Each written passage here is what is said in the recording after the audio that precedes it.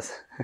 गणेशचा विषय तुमच्या दोघांच्या बोलण्यातनं म्हणजे वारंवार येतो तो उल्लेख, कारण मला असं वाटतं की महाराष्ट्राला तुम्ही त्या माध्यमातून खूप माहिती झालात. म्हणजे 24 पूर्वी 2 विषय राजकीय थोडे कलाटणी देणारे ठरले. एक तर कसब्याची पोटनिवडणूक आणि दुसरी म्हणजे गणेश साखर कारखाने. म्हणजे कोणालाच वाटलं नव्हतं की साखर कारखान्याची निवडणूक ही राज्यातला वाचनीय विषय ठरू शकतो, चर्चेचा विषय ठरू शकतो. तर ती का लढवाविषयी वाटली आणि तिथे जाऊन त्या ठिकाणी उतरून निवडणुकीमध्ये समोरच्यांना, विखेंना थेट आव्हान देणं ते का करावं असं वाटलं? त्याला अनेक पैलू होते, परंतु त्याच्यात प्रामुख्याने कार्यकर्त्यांचा असलेला आग्रह.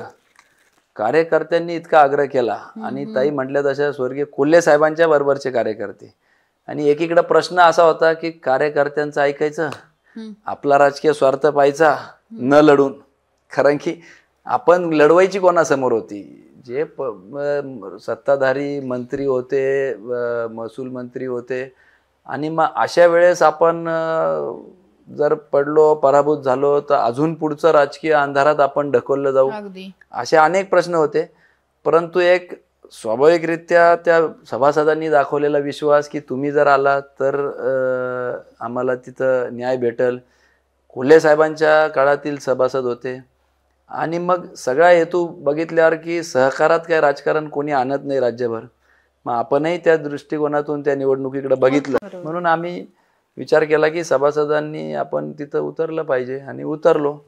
ती निवडणूक सभासदांनी विश्वास टाकला आणि मदत केली आणि चांगल्या पद्धतीने आम्ही 2 वर्ष त्यांना न्याय देऊ शकलो. उच्चांकी दर देता आला, याचा आम्हाला मनस्वी आनंद आणि अभिमान आहे.